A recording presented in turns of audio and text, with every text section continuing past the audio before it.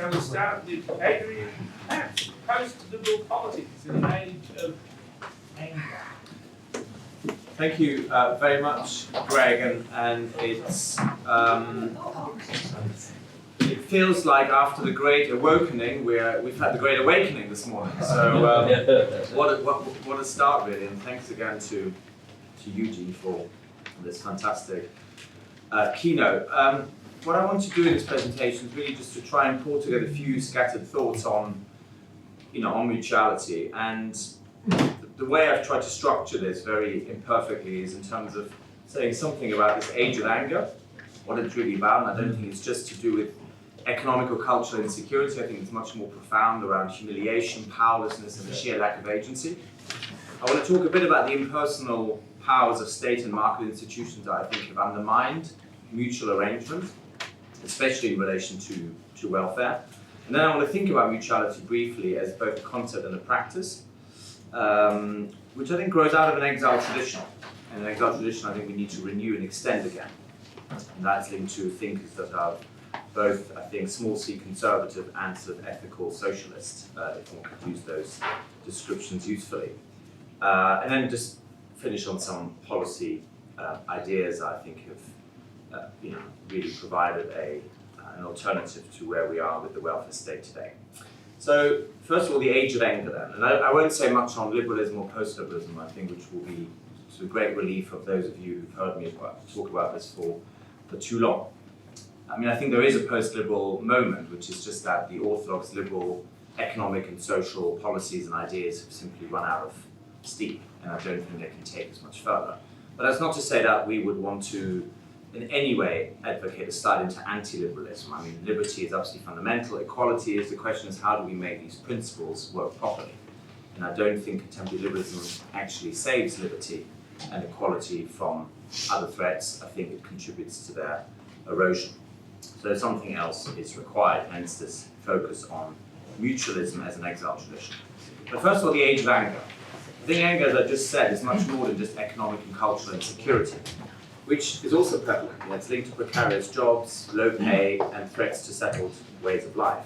I think the age of anger is much more about an existential angst of certain sections of society who feel that they are quite simply worthless. It's not even the case that we're talking about new forms of oppression and exploitation, though of course these are also present in the global capitalist economy. We're really talking about a form of what Pope Francis called outcasts and leftovers, people who've been excluded altogether from the economy and from society. They're just deemed as not making any contribution, they're surplus to requirement. And I think from this sense that people are worthless stems humiliation, powerlessness, and this absence of agency. There's a real sense of anger and abandonment, and I think many people suffer humiliation in their daily lives. They're certainly unable to live the lives they're hopeful. They feel powerless to shape the forces that dominate globalization, technology, ideology, and I think also increasingly the capitalist system that is expanding. They certainly feel that these forces are dominating them and those they care about most. And in a world where power is centralized, wealth is increasingly concentrated, humans, animals, and nature are treated increasingly as commodities. And of course, when commodities run out of their socioeconomic utility, we know what happens. We just throw them away. So yes, the economy may be richer in aggregate terms, but many people are trapped in precariousness and poverty. And I think it's clear now that neither finance capitalism has dominated for 20, 30 years, or the new tech platforms will produce a sort of gushing spring of wealth that trickles down to every provincial gully. It's also the case that in a globalized post-industrial world that remains full with lots of political and religious rivalries, workers are now increasingly de-skilled and deprofessionalized. So it's really the onslaught on work that I think is at the heart of the contemporary condition. And I say work, labor, not just jobs. Because obviously this extends to non-remunerated forms of work as well. And when people are de-skilled and deprofessionalized, they're also increasingly open to seduction by leisure and spectacle, which I think is what's going on in terms of the culture industry. That's of course something which Telos has always taken a great interest in. So capitalism's relentless tendency to commodify human beings and nature means that culture is now stripped of meaning and purpose. If everything has a market price, then nothing has intrinsic worth or value, and everything is subordinate to utilitarian cost-benefit analysis. And we hear endlessly about the need for greater efficiency and value for money, but they are not measures of the public good at all. In fact, sometimes it's just the opposite. They are completely worthless to people. Now, if you add artificial intelligence and algorithms to this, which many people now think is the answer, though it may well have some benefits, it also risks devaluing human judgment and creativity. It associates itself with the most mobile and instant forms of digital technology and their expanded capacities for mass surveillance and continuous spectacle, and this is exactly what we're seeing today. And all of these control us through addictive fascination. Whether it's the mobile phone or whether it's the whole online world, this is, I think, the mode now. And so, yes, creative destruction may have an important place, replacing certain obsolete technologies and other arrangements, but often creative destruction is just destructive and there's not much creativity going on. You know, the founder of Facebook, Mark Zuckerberg, likes to talk about moving fast and breaking things, and that seems to be precisely what is going on.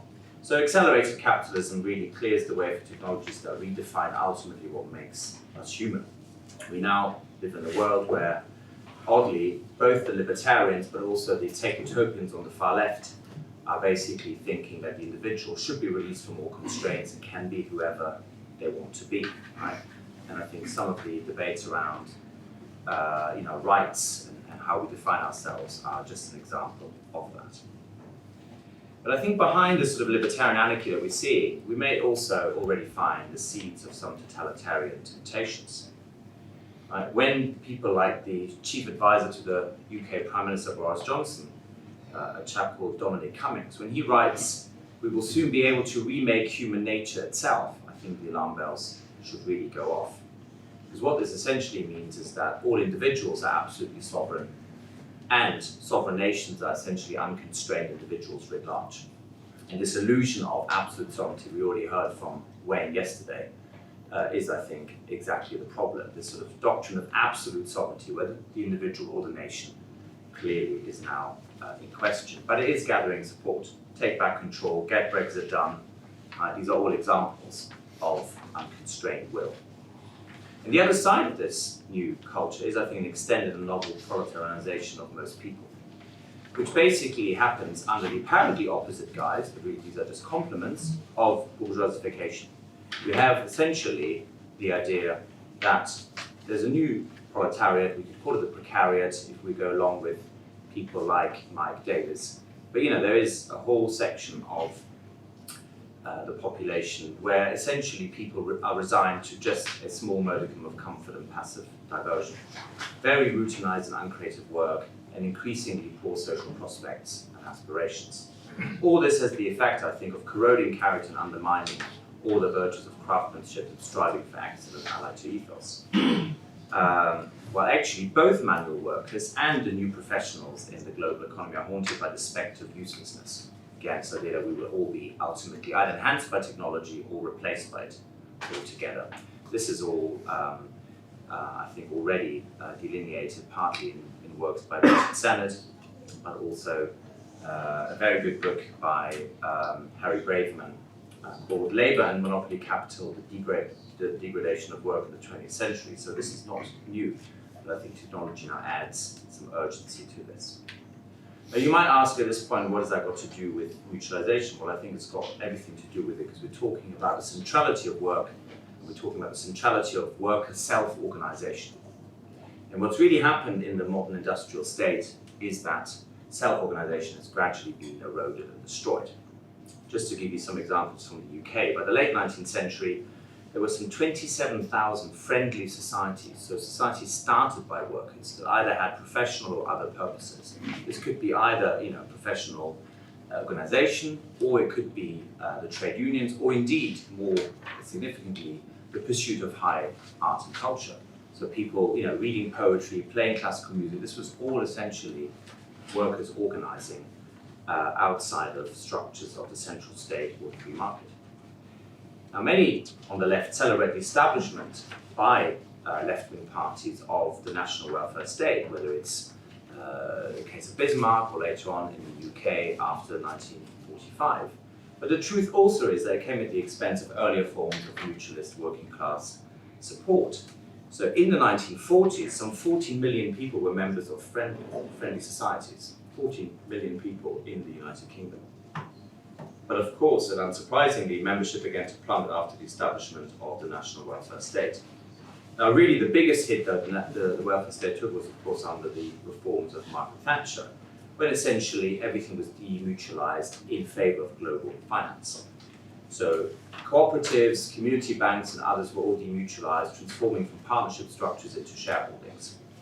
And then you basically had an attack both by the state and by the market.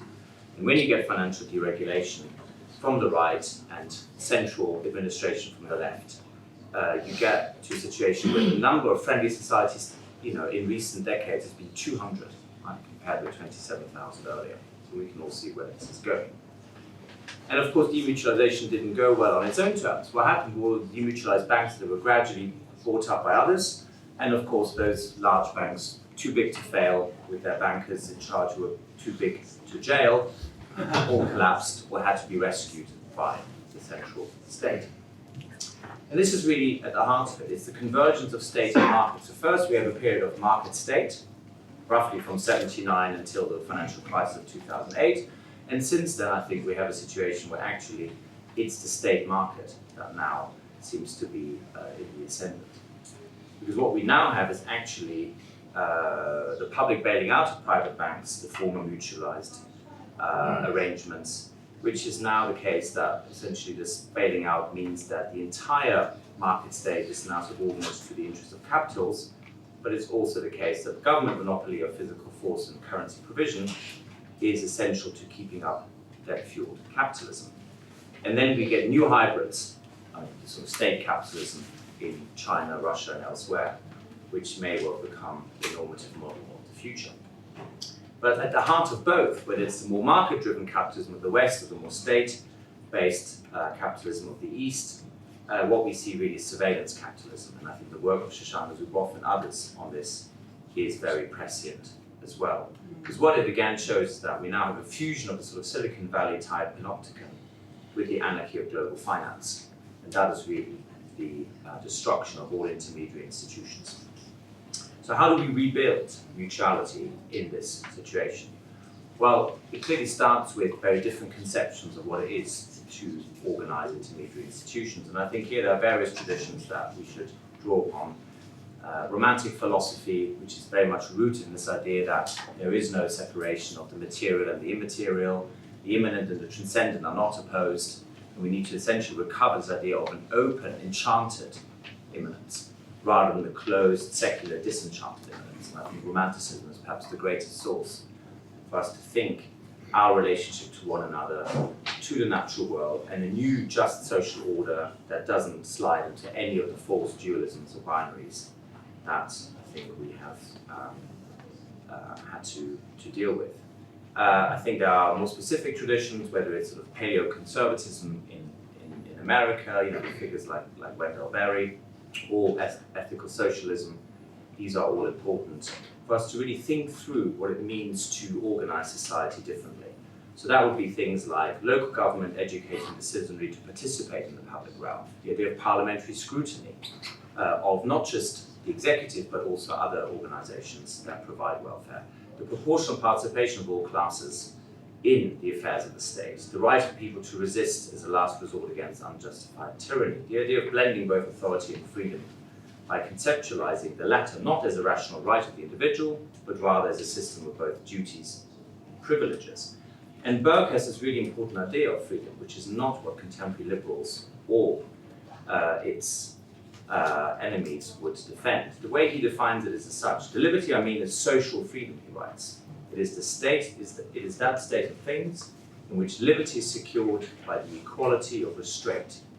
So rather than endlessly increasing our autonomy in the sense of our independence from others, we actually need to recover notions of restraint on our will, and restraint on our domination of others or our domination of of nature. So again, carry on with these more scattered thoughts. What does that mean in concrete terms around mutual welfare or mutual aid? Well, clearly, one thing that hasn't worked is to rely on the central state or the free market as a good provider of proper public services, or indeed welfare more specifically. I think really what is required is some state support and some well-financed public services for sure, but actually the best antidote to atomization and fragmentation is a politics of belonging, based again on rebuilding communities and rebuilding intermediary institutions. Right. Now there, of course, we could say it's either bonding or bridging capital, and all that debate has happened. I'm not particularly interested in it. What I am interested in is our concrete examples. So one interesting is actually to think of people no longer as passive recipients of either state benefits or market-provided services, but actually turning people into participants. So that would mean, more concretely speaking, that people actually now have budgets which they can take to set up new organizations. So rather than everyone being told by the state or by the market what the solution is, people can self-organize once again. There's some very, very interesting work on this. Let me just give you a couple of examples before I conclude.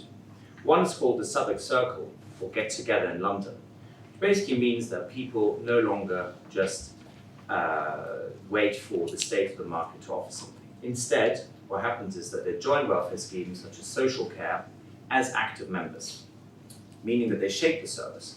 And they shape it because they have much better knowledge around their needs and the needs of their local community. So what they do is that they essentially draw on people's knowledge of the neighborhood and the community to see how the service can be set up. So they are not just provided by the local government or by some private provider, but rather by social enterprise. So often enterprise that has an economic purpose, but also a social one, to the point where when there is a profit, it's reinvested in that business rather than being siphoned off by shareholders. And that's, of course, the problem with all privatized solutions. Then you've got another example called the Participatory City Foundation, which essentially tries to recreate all the social space that has been lost to either state or market. And that could be something very simple as just creating spaces where people can once again produce together, trade together, but also set up things like social care or childcare. So just recreating the social spaces, opening up maker spaces so that people can actually produce things that aren't offered in the market or provided by the state. And as I said, above all, recovering notions that it's this local solidarity that is going to be key to this. The main thing is really something like affordable childcare, which is either lacking by the state because it's so expensive, or else only exists in very rationalized supply. So just creating the space where people can look after children again and do it based around communal needs. But there's much more than this. There's also the idea that you can set up businesses because the infrastructure is provided, and that you can actually recover the notion that we're all workers, and that solidarity of workers has to be at the heart of welfare. It is not the case that we should be reduced to customers or clients, or to passive administrative units where the state dictates all the conditions. So it is about essentially recovering both agency, but also accountability, so that people are also accountable for their actions to others, to those that they live with and work with. Now, of course, these solutions need to be scaled up to a point where they can actually help all communities to recover. But unless it's people and place-based, and that's really the argument, I don't think any welfare can work anymore. If we deal in commodities or administrative units, we're going to carry on the dehumanization, and that is, of course, precisely where we are today. So I think placing people-based welfare is perhaps one way to think about mutuality going forward.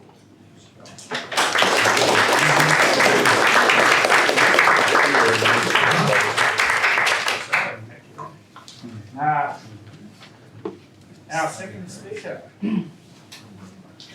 Mutual aid is Magnum force. I like the sound of this. In 10 words.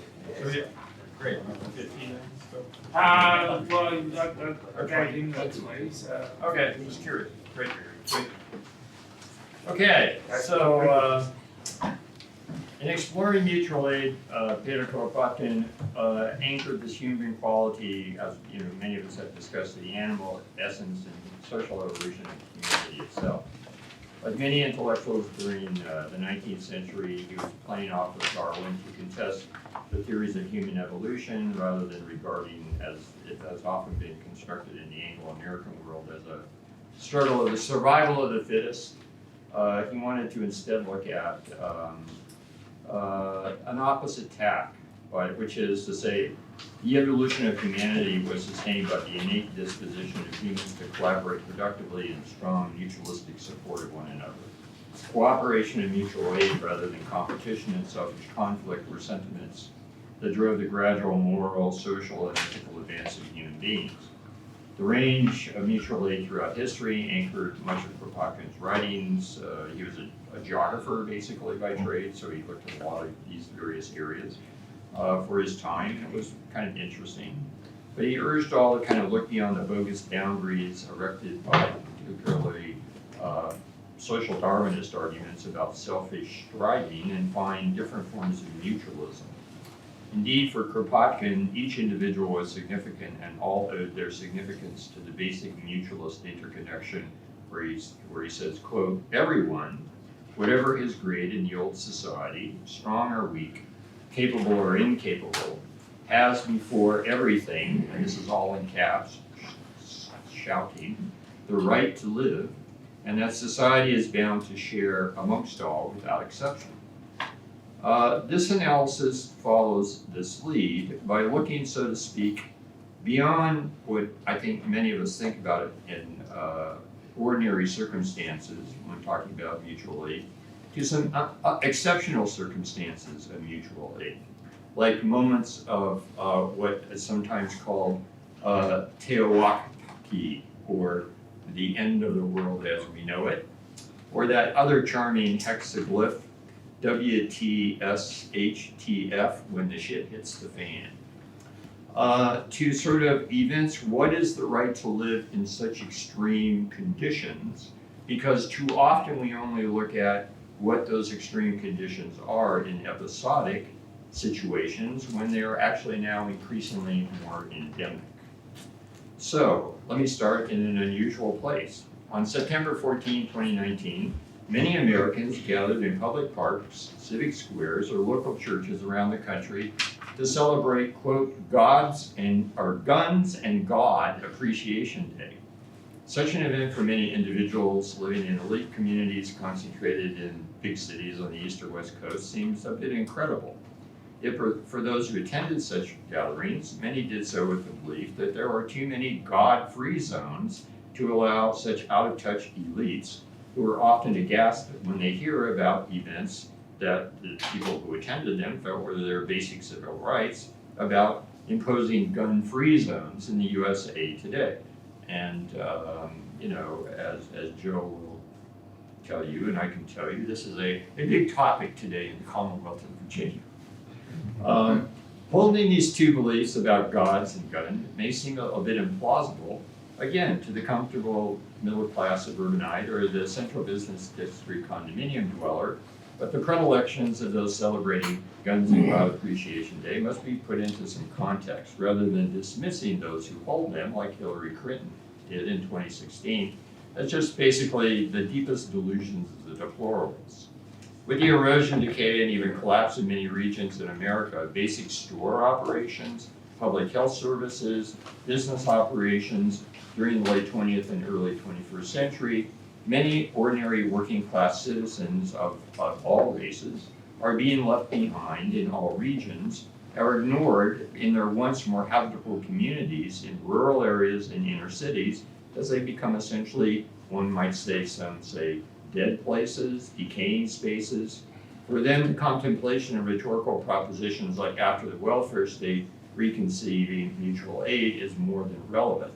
If the welfare state ever assisted them effectively, it does so much less now. And in these, what are sometimes called opportunity deserts, other times called food deserts, education deserts, banking deserts, job deserts, housing deserts, transport deserts, security deserts, reconceiving mutual aid for those left behind is and must be the basis of their everyday life. With their abandoned farms, declining populations, and food deserts, we're not looking at zones where there is the state interfering or the market bossing them around. In fact, the state in many ways, and increasingly the market, has evacuated. These are becoming abandoned zones. We have shuttered hospitals, closed mines, obsolete schools, derelict factories, bought out banks, degraded infrastructure, and lost jobs. In these opportunity deserts, arguably, this is the best place to witness the general repudiation of the liberal democratic welfare state, basically looking to the endless expansion of state services as a panacea of all economic and social problems. As the growth of megacities is depopulated rural areas, the private-public divide is nearly meaningless due to state failure, ineffectiveness, and/or underperformance. Hence, the private sphere has become increasingly conflicted, corrupt, and maybe even crime-ridden in too many areas. Those left behind in these places are becoming, and understandably so, fearful, because these communities have been consigned to, as it's been considered, the back row, where their residents ultimately experience insecurity, go without, lose hope, and feel unwanted. The state is distant, businesses have departed, nonprofit organization in assistance is intermittent, it doesn't exist at all. Public services are being privatized. Getting access to basic needs becomes either an unanswered or open question that requires new tactics of individual initiative. Put into this perspective, then, what I want to do in the study, and this is just a start, is develop some different conceptions of modes of mutual aid that relate to these moments of waning government sovereignty and the kind of just general disregard of business and government at all. And I look at some exceptional moments which people regard as they started, they continued, and they ended, but I'm wondering how much that's true. So one variant, as a bumper sticker one sees a lot in the Commonwealth of Virginia, reads, gun control means hitting your target. This hints at the basic failure of the welfare state's one-time ideals of fully funded state-centric policing. As the tax basis, the budget capacity, and administrative capabilities of locality shrinks, local authorities have no automobiles, they have no officers, they have no radios. Increasingly, they don't have much to do, other than sometimes they get involved in the same crime that the locals do. So they sometimes turn to either privatized or shared policing practices, particularly in impoverished rural areas, where local sheriffs do not or rarely enforce existing gun control regulations. In fact, in Virginia, as a result of what is considered to be a gun-grabbing liberal democratic defeat, new democratic government in the Commonwealth, sheriffs have actually promised to deputize every citizen, male and female, aged 15 to 45, I believe, to be in the 4th militia, or the irregular militia, that the state constitution allows so that everyone can keep their guns. They're over 12-round capacity magazines, which is an interesting sort of act of agency that one often doesn't look at. Since these hollowed-out governments do not see firearms in civilian hands as problematic, the citizens get to act like the police under the assumption that public law enforcement cannot and really will not be there to protect them. In these empty zones, this is also true of the rescue squad. It's also true of ambulance services, fire protection, what might pass for whitewater rescue, disaster response services, as well as things that are more commonly discussed, free clinics, soup kitchens, women's shelters, homeless ministry centers. So in the aftermath of Hurricane Katrina in 2005, one instance of this is kind of striking. The American welfare state brought an immense response to the residents of the Gulf Coast, and particularly New Orleans, Louisiana, by flying President Bush to look out the window of Air Force One and go, oh my gosh, and then fly home, and that was about it. His Department of Homeland Security at the same time had encouraged people who hadn't got out beforehand because they couldn't, there weren't buses, they didn't have vehicles, nobody was stopping to pick up hitchhikers, to be prepared to wait days for federal assistance. Meanwhile, state authorities were just trying to manage what mass evacuations could develop. After the storm, of course, there was total desolation, and from that, there was sort of some spontaneous mutual aid that was called upon by people basically who said, there are people dying out here. There are people dead floating in the water.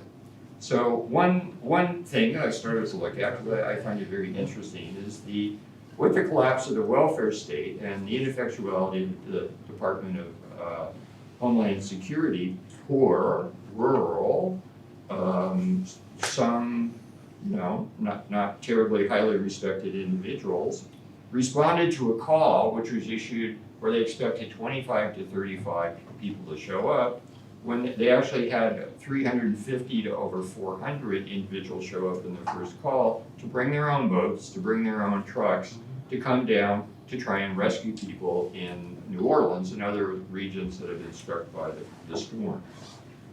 In total, they rescued about 10,000 people. More than 20,000 federal troops, which had 225 helicopters. They did so by riding out in their boats equipped with weapons of Magnum force, because they had to deal with looters. They also recovered dead bodies, and they also tried to protect people in the areas where they were, but by the same token, they often went to their neighborhoods, people they knew, their kin, in their church parishes, etc., and in the various parish county governments there. So that in looking at this, I think this is a kind of, it's often considered an exception that we have a right to live without exception, but in these moments of exception, this is often suspended. But the people who show up are not usually the government, they are the local folks. Who've got a big 4x4 truck, or they have a John boat, or they have a couple of shotguns and they're not afraid to shoot them. And they go out and they try and help their neighbors. So I think that's kind of an intriguing notion as a kind of mutual aid form that nobody really looks at, which is now sort of becoming quasi-institutionalized, I understand, which is somewhat distressing. But it was called the Cajun Navy. But there's now apparently a Cajun Special Forces, a Cajun Army, and a Cajun commissary. How much this is highly organized, I'm not really sure of. But basically what one realizes is that the left behinds, those in the back row, those who were seen as deplorables, were the people who showed up to save the left behinds, the deplorables, and those without much help. And which is kind of interesting because one sees that how there's this kind of K through 12, if you even got to go through K through 12, and got your shop class training, that it was a kind of soul craft in action. You could do things. You could sail your boat, fire your weapons, pull dead bodies out of the water and treat them with some consideration, and help people when the state had failed, the national state, and basically the state itself. So this got me looking at other moments like this, because I think in many areas, you don't have to have a hurricane. Hurricane Katrina in 2005, everybody thought, well, that was over. Well, the next year, there were huge floods in Louisiana, and the Cajun Navy had to come out even in greater strength in 2006. Then there was Hurricane Harvey in 2017, Irma in 2017, Florence in 2018.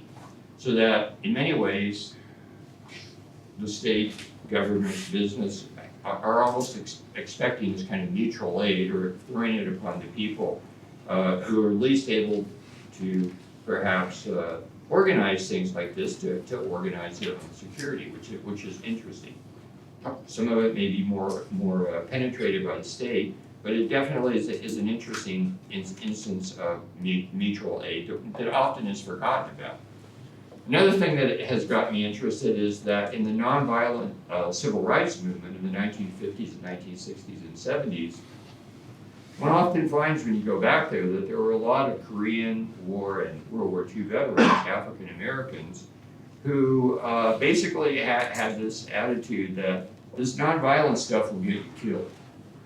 And there was a willingness to have guns to make the civil rights movement possible, because in some areas, particularly Mississippi, but also Alabama, North Carolina, Louisiana, there was weapons were held by black families. Women and men knew how to use them. And when the Klan or other white supremacist, turmoil causers showed up, it was useful to be armed. One didn't necessarily have to fire them, but occasionally they were fired. The display of weapons was useful. And that kind of use of Magnum force, again, by the poor, by the forgotten, by those without rights, is a kind of interesting exception of the right to live in an exceptional circumstance. You're confronted with you and your family being lynched or murdered or something of that nature. There are other instances, of course, in the 1960s and 70s, which one can look to, which were more organized. The Weather Underground, May 19 Coalition, the Prairie Fire cells of the SDS, the American Indian Movement Radicals, 1969-1977, so-called Brown Berets, which were militant Chicanos in 69 to 72. But again, here, a recognition of often trained, mustered out, some Vietnam, some Korean, many World War II veterans who had the right to own weapons, as Madison celebrates, I believe, in Federalist 46, and is enshrined in the Second Amendment. And there again, there to protect the community in which they live.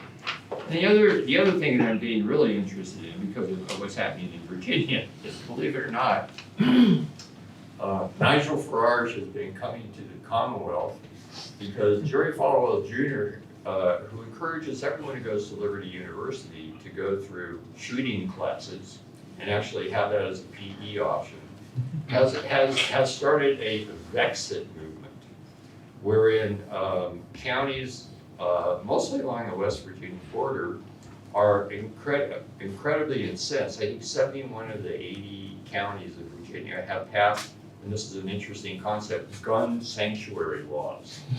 In the 80s and 90s, the feds were going to come and grab illegal aliens. Well, now they're going to come and grab your guns. So these gun sanctuaries are there because people have a different construction of their civic agency due to the Constitution, and they want to keep their guns. On Martin Luther King Day, and this is a kind of a sad coincidence, because it was called Gun Lobby Day. Something like 26,000 Virginians, white, black, male, female, showed up in Richmond, marching around in tactical gear to present their case for why these new gun laws, which are not terribly restrictive, and some of them are on the books, they're just not enforced, but the ones everyone are really worried about is taking away assault weapons and taking away high-capacity magazines, because the legislation is written so poorly that actually, like an 1866 Henry rifle, which is .32-30 pistol ammunition, is an assault weapon because it has an embedded magazine that holds more than 12 rounds, which is kind of weird. So that people say these dodos don't even know what they're outlining, and they're upset about it, rightly so. So far, they're not going to take people's assault rifles away. They're going to let you keep all the ones that you have. And guess what? In December, the level of gun sales in Virginia almost doubled. And many of the ones that were purchased were assault rifles. So now the question is, what do you do with the magazines? You're supposed to turn those in or destroy them. And it is impossible to find a 12-round magazine for an assault rifle because they come in fives, 5, 10, 20, 30, 40, and then they go up to drum magazines. So this is another thing where they say, see, these dumb bozos don't even know how to regulate magazines. So they see it as the work of the out of touch managerial elite trying to impose on people rights that have been theirs in the Constitution, have been discussed by the Federalist Papers, and they're not really causing a lot of trouble. These armed so-called deplorables were wandering around the street in Richmond for about a day and a half, and without incident, no shots were fired, and the only person that was arrested was one young woman who wore a bandana over her face, and they said it was a mask. Like they thought it was an anonymous mask or something, and actually it was a very cold day, and she said, no, I'm wearing this to keep my face warm. She went to court and she was, let off. So this is another interesting example of, well, if these people are so undisciplined, so deplorable, and so threatening, they show considerable civic self-restraint in asking that their rights be defended. So that's the other kind of thing I'm thinking about, because in many ways this kind of new military ruralism, let's call it, is it not a response to the new military urbanism, where when you come into a city, you see everything covered on the outside of buildings with closed-circuit TV cameras, a constant surveillance of what's going on in the street and around it, the presence of rent-a-cops, building security, and then quite clearly, increasingly, heavily militarized police are becoming increasingly present, largely because we have a lot of counterinsurgency weapons that we haven't used with great effect in Southwest Asia since 1990. To try and impose our will as the last remaining superpower is now being given over to the cops in big cities to make sure that people have some opportunities to have better police. The new military ruralism then is, it responds to this kind of sense of collective defense of communities ready for what might need to be done. Some people even saying we need to secede and enter West Virginia, which seems highly unlikely. But nonetheless, it is thought-provoking because all of this is occurring, advanced by a liberal democratic government in an era where I think we'd be hard-pressed to find a president who is not as demagogic and mercurial and potentially tyrannical in the sense that the founding fathers believed the citizens of the country should have the right to bear arms when you have this kind of a president who, probably when he wins the election, he can't say, well, like he did in 2016, I'm now running for, the 2020 slot for the Republican Party. He might say, do we really need this 25th Amendment? I mean, FDR came from New York, he was great. I'm from New York, great. So, and he's skating on everything. Congress rolls over, the Senate rolls over, the House is treated like a bunch of clowns because many are clowns, but nonetheless, this becomes an interesting moment where it's not to say they're right, but are the left behinds or the so-called deplorables in seeking their right to live, asking us to take pause and think about what's going on in these zones, and in addition, in these states of exception where the state and markets have withdrawn, how they must, in a sense, prepare to meet many of their own basic needs because there are no opportunities. Also, Okay.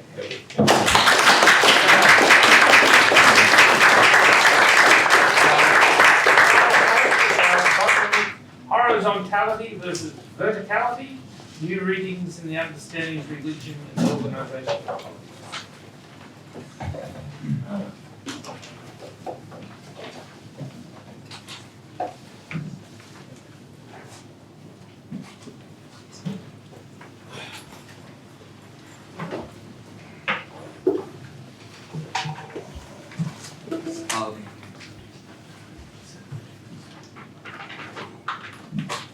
Judaism, Christianity, and Islam are each in their own way monotheistic religions. And I would argue that this unifying chapter that links together all three Western religions has profound repercussions upon the conceptualization of God and the allowable limits to political behavior in the name of God. Each of these religions would be theologically entitled/permitted to advocate. Plato, in his dialogue Parmenides, forms a significant part of the pedigree to the emergence of monotheism. Excuse me, sir. It's hard to hear. Is there the mic? Okay, sorry. Thank you, sir. Yeah. Let me just paraphrase that first sentence. Okay. The elements that link together the three Western monotheistic religions have important implications for the limits to political behavior and sort of the legitimation of political behavior. And that unifies them, and that there isn't a sufficient awareness of this. Plato, in his dialogue Parmenides, forms a significant part of the pedigree to the emergence of monotheism. And it's not a pedigree because there are conflicting views among historians as to when the texts of Genesis and Exodus actually appeared, and a cogent presentation of the same things. I'm not arguing for direct influence. It's too speculative to make such a case. But there certainly is confluence. Plato's version is theologically and logically connected to the simultaneous introduction of the tenets of negative theology, that we can only say what the one is not, but not what he is. And the way that Plato differs from Genesis is that he immediately grapples with a central analytical issue, with the idea of the one as being the master of foundational conception of everything that's real and everything that's true, is that he says at one point, you can't even talk about the one, that you deprive yourself of any kind of usable vocabulary if you are so extreme in your formulation of what lies the source of being, the source of authority, any legitimate authority in any sphere. The one emerges in Plato's analysis as a metaphysical possibility that cannot be validated or refuted. Of the theorists that I want to refer to here, the one that is most fully attuned to Plato, and I'm not sure that he read him, but he probably did, is Nicholas of Cusa. Nicholas of Cusa has this exactly in the Platonic mode, that God is a possibility, and the church made him into a saint, and I don't think they regretted it. I mean, but there certainly is ground from the point of view of fundamentalists to reconsider the church's judgment. I mean, I certainly applaud the church in what it did. In Plato's hands, any attempt to structure a way of life, a belief system with its attendant set of institutions revolving around the centrality of the one, would immediately find its vertical yearnings and ambitions thwarted and transmuted into a realization that we rationally limited human beings cannot do better than horizontal patterns of relationship to other human beings, in designing the institutions and structures of a religion devoted to a celebration of the one. So what basically happens, I mean, if you have the monotheistic idea lost by the Platonic notion of negative theology, that you can't remain sort of linguistically or logically faithful to that supreme idea. So what it does is place the initiative for the construction of the religion upon human beings. So in other words, instead of having sort of fundamentalist queasiness about acknowledging the role of human beings in creating the institutions and the structure and the whole framework of religious authority, that's a limitation that is given in advance. I mean, what happens, you get the idea of the one lost by negative theology. It becomes the new orthodoxy only in the Middle Ages. Maimonides is the central systematizer of that. And he is, in his iconoclasm that is really, I think, only emulated by Hobbes and by nobody else, Maimonides is willing to go in full distance with this central implication of a platonically lost idea of the monotheistic God, the one. Maimonides says that prophecy is a human capacity, it's a human aspiration, it's a possible human fulfillment. And the prophets who invest the religion with the monotheistic religions with theological content and laws and values and hierarchies of action and aspiration, that all of them are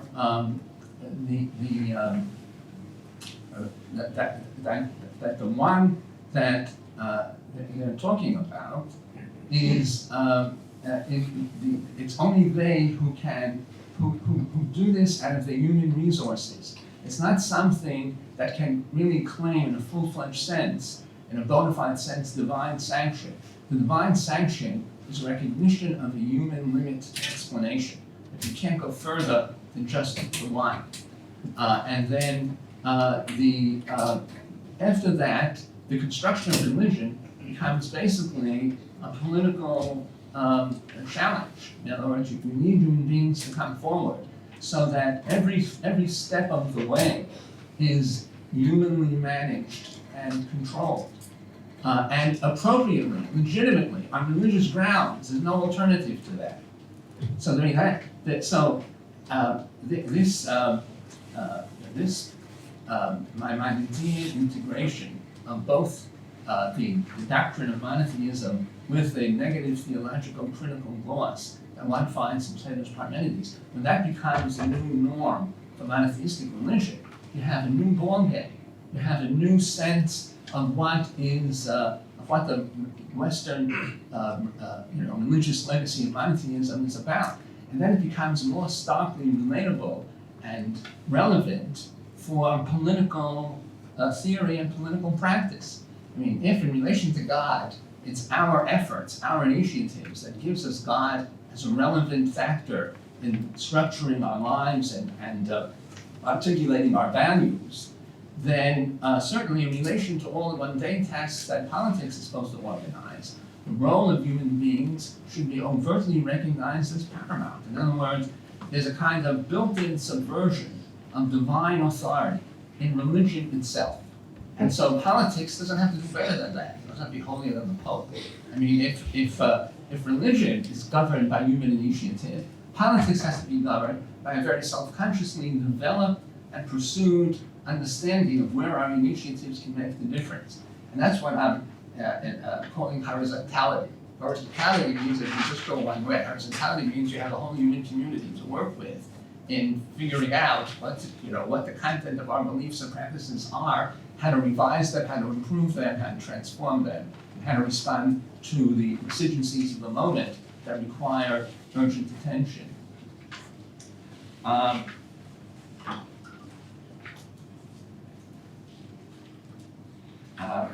Okay. The one emerges in Plato's analysis as a metaphysical possibility that cannot be validated or refuted. In Plato's hands, any attempt to structure a way of life, a belief system, with its attendant set of institutions revolving around the centrality of the one, would immediately find its vertical yearnings and ambitions thwarted and transmuted into a realization that we rationally limited human beings cannot do better than horizontal patterns of relationship to other human beings in designing the institutions and structures of religion devoted to a celebration of the one.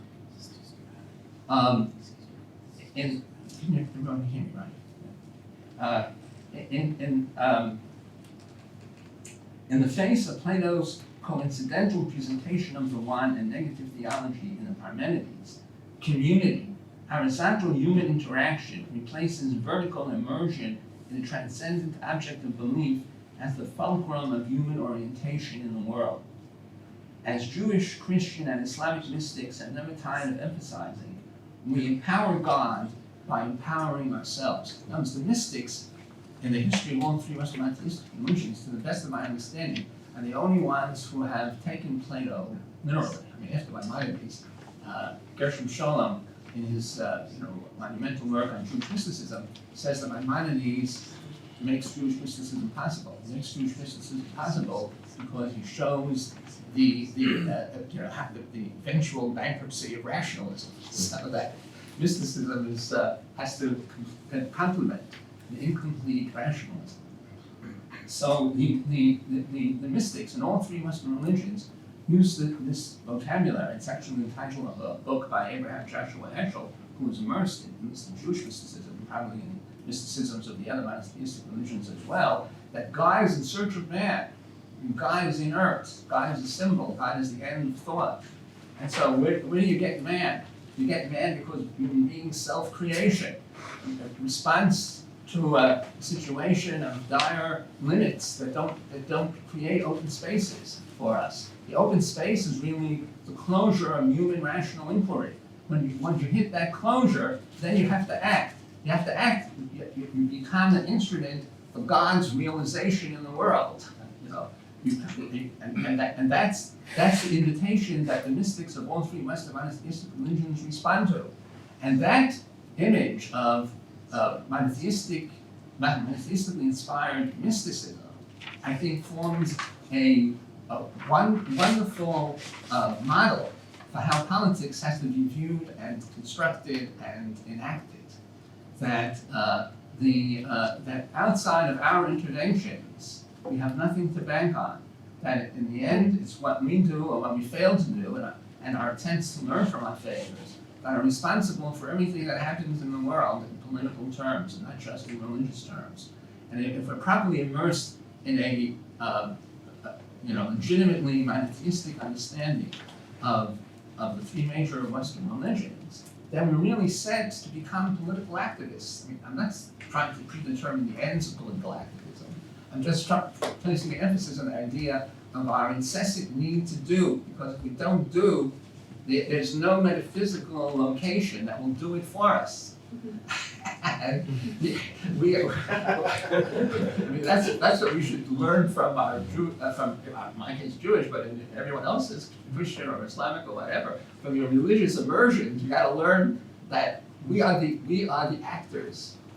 You know, we are the actors in a divine sense, in a divine arena, as well as a mundane, human, personal, and political arena. The term God that functions as a human operator, not the term God that is the mystical substratum of that term. And because the mystics have many different levels, the term God is predicated upon other uses of God. So the real God in Jewish mysticism is called the Ein Sof, without end. Without end is our ignorance of who he is, that he exists. So yeah, without end doesn't have an object. It's just an open-ended subject that we can fill in depending on our mood in the moment with any content we want. So that's the substratum. The substratum is that we don't know what we're talking about. But even in our vast and unfathomable, we can't plummet the depth of our ignorance, there is the God who's talking to us in the sense of the priorities of the moment, that we need to do something about him and about ourselves. The term God that functions as a human operator functions forever as a search tool to locate human beings, to relate to him in the manner in which human beings traditionally operate in the world, through organization, structures, and communities. There is no other way to empower God except through horizontal human beings. A mandate of the mystics that they address to their respective communities of believers in all three Western religions. We have to empower ourselves to show that God exists. We are the tools, the instrumentalities, and the proof texts. The only proof that God exists is that we are acting in a manner that we take, as a matter of judgment and conscience, and tradition and education, and independent assessment of what should be primary in our lives. We take the lurch. We take the leap, the quantum leap, to say that we're doing this in the name of God. Now, there's no certainty any step of the way. There's no certainty about his existence. There's no certainty that what we're doing in his name really represents him. That a religion is as suffused with ignorance and lack of immediate orientation for its central categories as any secular field that human beings have cultivated over the generations and the centuries. It becomes a paradigm to how to live a life of ignorance. And Nicholas chooses beautiful dichotomous terminology. We learn how to be ignorant by emulating religion. We learn how to live lives of unfathomable, unmasterable ignorance by being religious. So religion tutors us, trains us how to be ignorant, how to be properly ignorant in a civilized manner, where we can reap all the possible lessons from our ignorance, that we have the capacity, the intellectual capacity and the courage to muster and to adapt into our ways of life, individual and collective. Now, it's very interesting, by way of pursuing it, in Plato's hands, the term faith, and here my mind is very close to Plato. I mean, the term faith hardly exists, especially not in the Parmenides and in the other Platonic dialogues, it's of minimal importance. In Maimonides, who's a major, medieval systematizer of negative theology in Platonic terms, not in purely biblical terms, the term faith hardly occurs. He's not interested in faith. Faith is an ideological invention, the way it's used in modernity. He has no interest whatsoever in that. He hardly talks about it. It doesn't justify a damn thing for him. What justifies it is what he calls reason. He's a Platonist through and through. I mean, Aristotle is a vehicle through which he gets to Plato. I'm not sure how much he read of Plato. Probably very little. But he was, but the Muslims gave him enough of Plato so that he really has a sharp image of what Plato stood for. In Plato's hands, the term faith can only function as a rationalist imperative, because otherwise we could never exhaustively approximate to the presuppositional limits of any term that we use, or ward off the movement to an infinite regress in delineating the background, more general assumptions and premises that undergird our arguments. Faith is not a polemical or ideological category. It is a rational category that in earlier phases of human history was evocative of our proximity to truth, because it highlighted the bankruptcy and limitations of reason. So faith, you get to faith as a rational sort of heralding of where reason trails off and is not able to continue the argument or the inquiry. There are always areas of ignorance that correlate with any argument that we formulate, no matter how abstractly pitched, and no matter how many times we revised our argument to take it into account, the fact that we haven't gotten distance. All of the factors that we deem that we take into account, all the factors that we deem relevant to our case, we still reach this point of ignorance. There are always the dangling threads that we're not able to integrate into our rational comprehension of whatever issue we're addressing. Faith is an integral term to rationalist discourse and meta-discourse, and needs to be viewed not as an alternative to reason, but as a tool of reason. The inevitably loose threads that accompany any argument have to be sustained and related to in an attitude of faith. Faith meaning we're going to wait until we work some more, maybe we'll come up with, we can move the rational discourse one phase beyond where it was when we received it from our, inquiring forebears.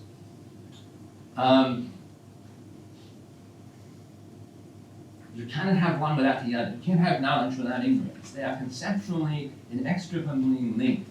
In any rationalist goal that we ever commit ourselves to, there is no bedrock to be attained.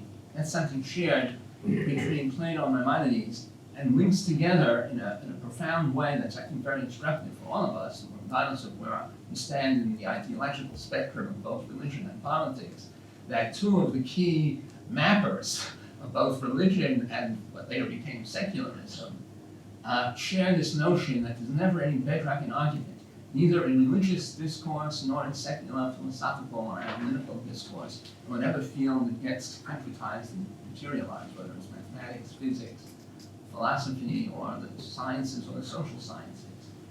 To utilize the Levinasian idiom, in any project that we are involved in, we aim at totality, closure, and all we ever achieve is infinite openness.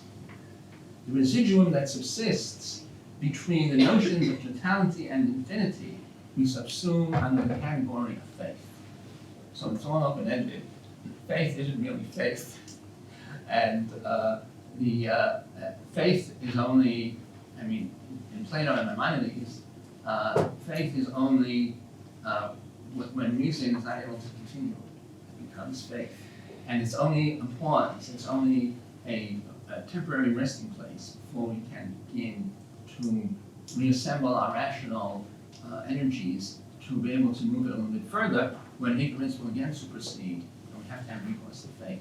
So just, in terms of political issues, so horizontality replaces infinity in a proper understanding of religion. Religion itself, I mean, the old-time religion is all horizontality, and the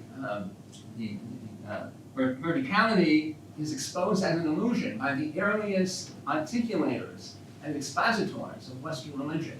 You don't have to wait, for the 19th and 20th centuries to have this kind of reduction, it's telling you that you have to think in more neutral, rational, and power terms, and you can't use the divine vocabulary to self-explicate and take it at its literal face value. That will just get you into blind alleys that you'll never be able to educate yourself from. That you need to put them to one side and realize that this vocabulary is intended from the outset to be discounted in the manner that Plato and Maimonides enact for us. It's an intrinsically discountable vocabulary, and you don't have to wait for Feuerbach and Marx in the 19th century to do this. Plato does it. Maimonides takes it for granted and integrates it into his philosophy of religion and his understanding of Judaism. These are important lessons. And the political upshot and translation of this is horizontality, that the initiative is ours. So in terms of the world's political agenda, I think one of the things that Adrian said from here is very appropriate, that that participation is a crucial alternative that we need to develop much more now in the face, say, of the climate crisis than we're doing. And if you think about, for example, Madison's classic defense of political representation, Federalist number 10. So what he does is that Robert Dahl made a book out of this connection, Size of Democracy, the title of one of the lesser-known books of Robert Dahl. So the theme of Size of Democracy is a Madisonian theme. So when you have a republic of a large, heterogeneous, massive size, I mean, Madison already, he learned this from Tom Paine, that he's already thinking from sea to shining sea, even when Virginia is the end of the 13 colonies. So then the massiveness of the state only allows for representation, not for participation. Well, what happens when you have a reduced GDP as a result of climate change? What happens when the number of people with gainful, profitable employment goes down? So then what you need to do is invert the Madisonian path. You have to move back from indirect democracy to direct democracy. You need to have kind of reinvention and reapplication of the tenets of participatory democracy that were in the foreground, in the consciousness of people in the 60s and 70s. We need to return to that point in the historical development of modern political theory in order to manifest our humanly ordained and divinely ordained, Maimonides and Plato are right, horizontality, to be properly horizontal, follow the path of horizontality in relation to this central issue, this global issue of climate change. We need to rehabilitate political participation. So get the people who are most affected by political decisions to be the ones who make them. It's only by direct involvement that we can sort of create a cushion into the future, that we can move into the future in a manner that won't excessively discombobulate us and disorient us. In order to retain this ethic, this mandate, horizontality, we need to recapture what Madison himself would probably approve of in our political climate, in our political context, the recovery of direct democratic participation.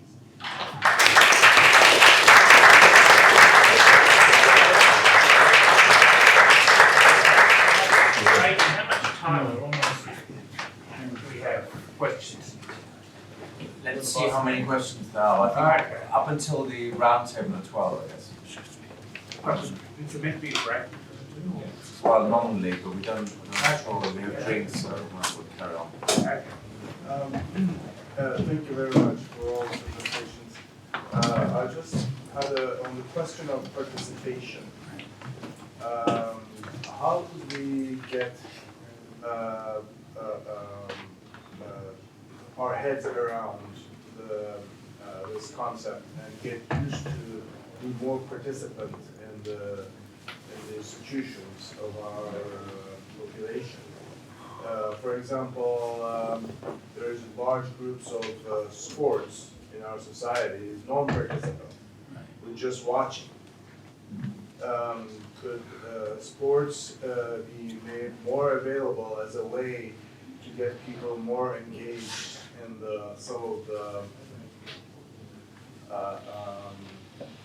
some of the ways that sports represents a model for how people can stay engaged with each other, and the idea to support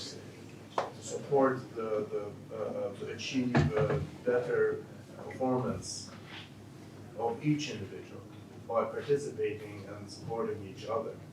Could this be a tool for get people more engaged? That's my first question. Sorry? Do you want to collect a few? And then Oh, see okay, who Marsha? responds to them? Good. Yeah, so I have a comment or two and then a question about participation.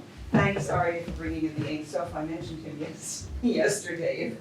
Of course, it's the sort of dog and pony show echo between the two of us. I mentioned the Ein Sof in the conception of the transcendent. I wanted to throw out a few concepts, also reflecting where you're going. In horizontality is also, of course, the concept of co-creatorship. That right, so that part of the covenant with God, which is mutually constitutive with the covenant with other people, I refer to as a Möbius strip. You know, you can't tell when one becomes the other. Is not only for the B'Tselem Elohim, but also the Dmut Elohim, so that we have a moral correspondence to further God's vision, covenantal vision in world, which I think is part of the horizontality that you're talking about.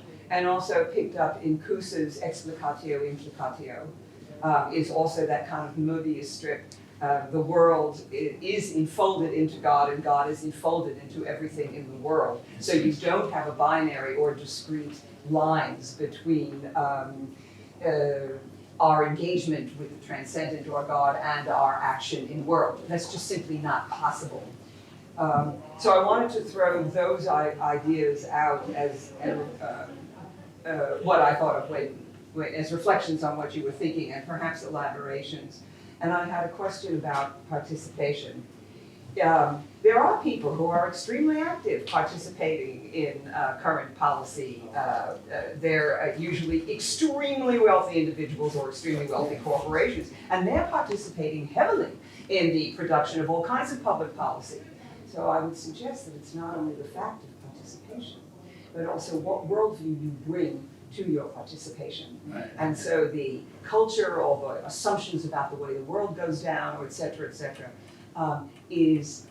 must be part of the conversation about participation. What worldview do you bring to the participation you're doing? Dana, first of all, thank you for renewing my faith in belonging to Telos. Excellent panel. So what I see here, the commonality is the agency. It was very interesting with Adrian coming from Britain, I guess. You see agency as a result of a rich state. So on top of the welfare state services, yes, we can envisage some agency. And that's interesting for me because going back to the US, I see an Emersonian project, especially from Tim. Apparently, we are going to be renewed in our agency and participation from the rural part. You see something interesting going on there that we here in the urban area of the US maybe we cannot see, being too busy just living.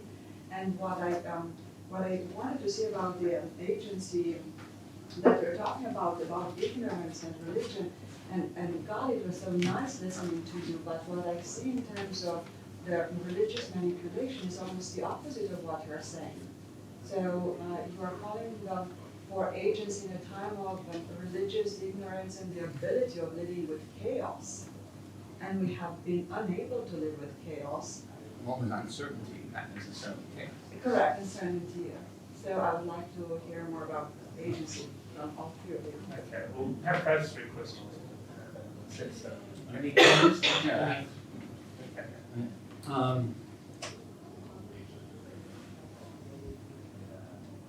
With regard to your question about participation, I mean, this relates to some of the other comments as well. Participation, you were saying also, the participation, my original image of participation was, relates to a book that I co-authored in the background in the early 90s called Power and Empowerment, the Radical Theory of Political Participation. So that it's workplace democracy that is the original locus for participation. So of course the rich participate more than anyone else. I mean, they have people who write their tweets, they have people who do everything for them. They only have to be carried from one place to another with helicopters. But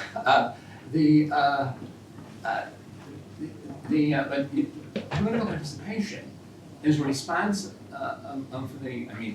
clamoring for it, a strong assertion of its need and developing of it as an active political program is a function of the powerlessness of the excluded, of the marginalized.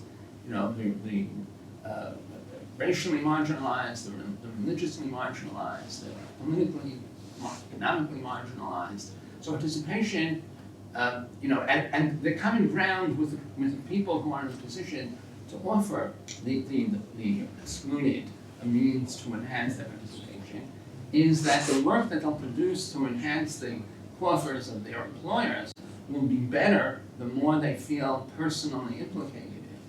So participation can be sold to employers as a means of exacting a really fully committed work,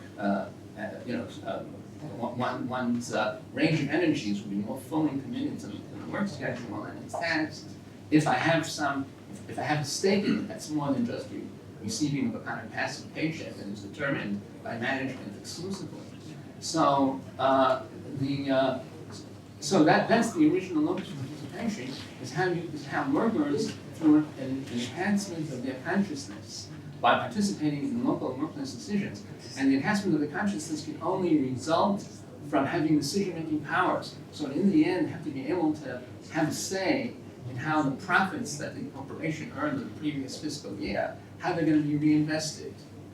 That it has to involve really central decisions of management in which workers participate. They have to move up to that level. And once they reach that level of sophistication and involvement and success, they can branch out to a more authentically political agenda of political involvement. And that's the way I envision it. Backward and I were accused of being utopians. We're still utopians. But I don't hesitate to acknowledge that limitation of my argument. But I mean, if you don't dream it, it doesn't happen. So you have to sort of envision it as a possibility that is grounded in historical, rational, worldly reality. And I think, so the point of participatory theorists even today, including Adrian and myself here, we both made this a central part of our argument. He'll speak for himself in a moment. But I mean, that is a way of reintegrating what can actually serve as an enhancement of ordinary citizen power into an active political agenda, so that the elite manipulation that we've been subject to, for more than a generation, under the auspices of liberals and conservatives and reactionaries, everyone has been overly manipulative. The counterweight to that is recognizing that there is a margin of self-assertion that we can begin to occupy and branch out from that without being able to foreclose the future. The great advantage of the God concept is that if we're truly God-fearing, we are inhibited from ever foreclosing the future. So we have to apply that to participation. I'd like to clarify. I'd like to clarify more what I mean by sports participation. Yeah. Is how do you inculcate these ideas that you're talking about? How do you demonstrate to young people that the things they do have a consequence? And get the idea that to have a workable system where people can cooperate in doing some kind of activity that's positive, and that has health benefits and other kinds of benefits in terms of having mind and body working together to achieve some certain result and having each other help each other. All right. No, so I think what you're saying about sports is a very relevant model. In other words, the way you get a football team to has a losing streak, so you want to win this next game. So I mean, I think the coaches work in achieving precisely what you're talking about. They don't necessarily work to better hone the skills of any individual player on the team, but they try to raise is the morale of the whole team. You know, the sense of interdependence, and that when a player is even a good play, and he's buttressed by the verve and the alacrity of some other player who helps him consummate the play in the right way. I mean, that's what determines whether the team wins or loses, and so that sports and so many millions of Americans are really enamored and moved to sports can have a beneficial impact on how we conceive and. But only if they're not simply watching. That's right. Only if everybody can do it.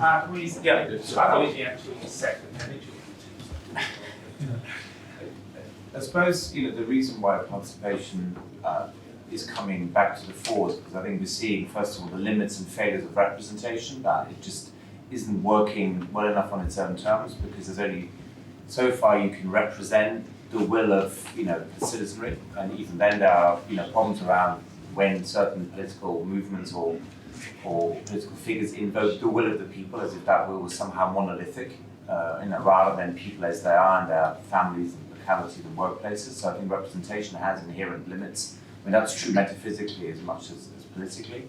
But the reason more specifically today is that we have arguably both amoral or outrightly immoral elites and essentially popular demobilization. I mean, there's a whole long history now of essentially demobilizing the citizenry, by reducing us to passive recipients, passive consumers, rather than active participants in the political realm. And so therefore I think we need more virtuous elites and greater forms of popular participation, and that would be at all levels. It would be where you are, it would be at regional and federal levels, but it would also be recognizing that people can be leaders in one respect and followers in another.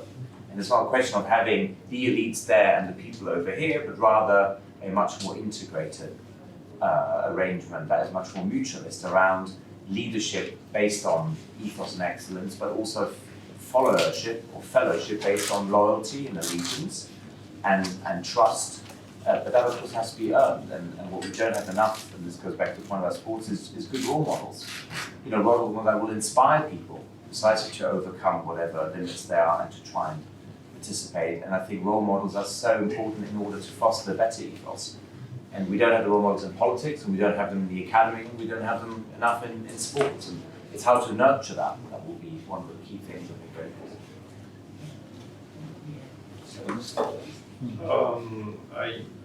I would say that action is, goofing off of Aryeh's point that yes, because the state, if it does anything, often redistributes its attention and resources outwards. People are left, if they are to have any government or services at all, increasingly to provide them or work to provide them for themselves.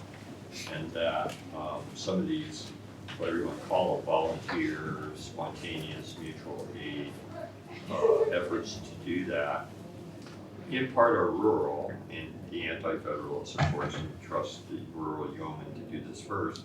But I think in many cities that are decaying, populating, deindustrializing, you have these empty zones where, again, people with skills and abilities are setting up these kinds of communal, mutual aid, local associations to do the sort of things that they're encouraged to do. I mean, because we're in Virginia, there's the only thing they study in school is the founding fathers.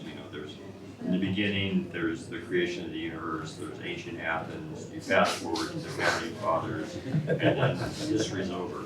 There's a big focus on the Federalist Papers, Jefferson, yada, yada, yada. The founding fathers were the second. Exactly. So we just have two fields, one in the corner there and side. You have a question? No. Oh, okay. I'd like to ask a little bit more about representation, because I think you emphasize participation, but I think there's still a role for representation. I'm trying to understand the relationship between the two. I guess that's the question, and I guess specifically on Aryeh, I guess I was wondering, you focus on the one, and I'm wondering whether the focus should be rather on the three. Because the three is really about representation, right? Three is about it's about the symbol, right? The symbol is always the third, right? The past, the present, and the symbol that links them up, and so and that's about the tradition. And so I'm wondering, I think specifically, you talk about the three monotheistic religions as providing that vertical access. What's the difference, or is there a difference between the three monotheistic religions in structuring the character of the horizontal? And that's kind of the representational question. Okay. Your question is extremely central. I mean, I think that the most considered response that I can give to it is that after St. Paul's letter to the Romans, some of the major developers and architects of Christian theology really sort of engaged in what one could only call overt steps to Judaize Christianity. I mean, you find this in St. Augustine, maybe some of Platonic influence, Neo-Platonic influence. You find it in St. Anselm of Canterbury and Nicholas of Cusa. And so some of the greatest thinkers in the history of Christianity restore what St. Paul took away. And St. Paul himself is sufficiently dialectical so that he can be there in a negative theological way. I think Hobbes in the second half of Leviathan does that. The part of Jesus that is God, God the Son. So God the Son is as inscrutable as God the Father. So that the fact that that divinity gets trifected does not A long back. does not in any way bring the human element any closer to God than would be the case under the auspices of Judaism or Islam. I mean, Pabst is very rigorous in his allegiance to the idea of monotheism. And so the three is really one.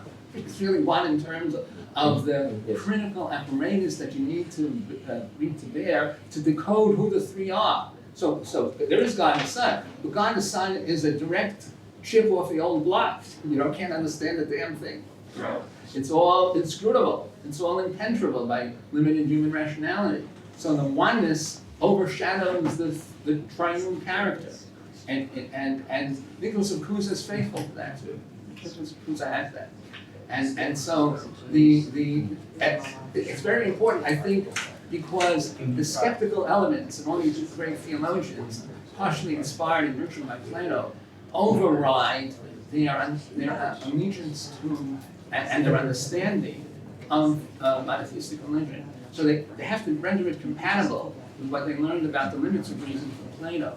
And so to do that, they need to remain faithful to the limitations that are delineated by negative theology. And they do that, they restore that to St. Paul. And so I mean, if you listen to some of the rhetoric of Pope Francis, he's more in line with these later people than he is with St. Paul. And so this is, the unitary character of monotheism is something that I think can appropriately be reappropriated and be assigned centrality for Christians as well as for Muslims and for Jews. So I think we have to end it. Thank the panel.